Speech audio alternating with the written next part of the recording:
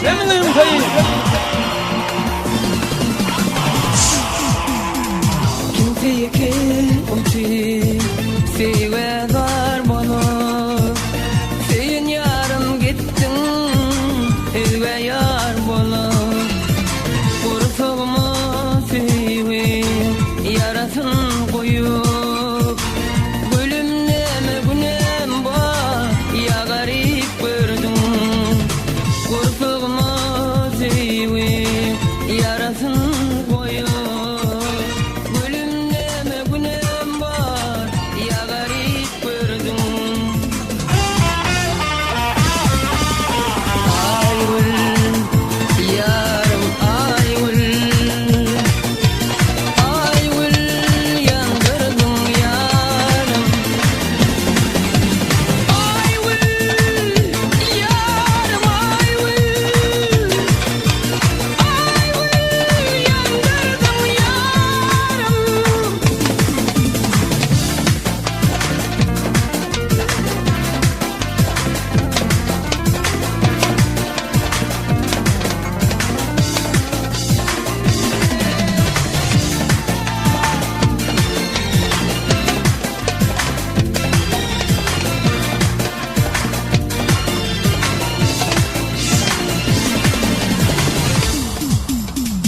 Gelip durgin nancin, tutuptur kolun.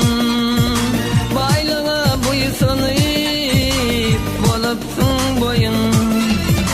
Ya menin söyünüm, bollu mi oyun. Gülümleme günem var, ya garip gördüm. Baylığa boyu sanın, bollun sen boyun. Ya garip gördüm. Aygül, yarım aygül. Aygül, yandırdın yarım.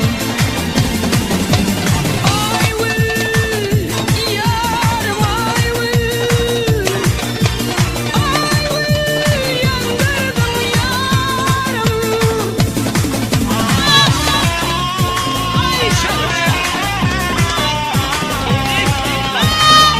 Yeni kırdan bir dansa, bir dansımaya.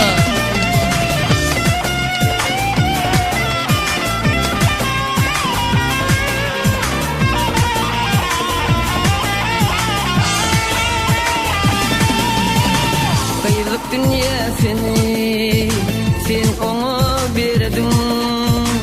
Kucaklap boynunda, sen oyun kurdun.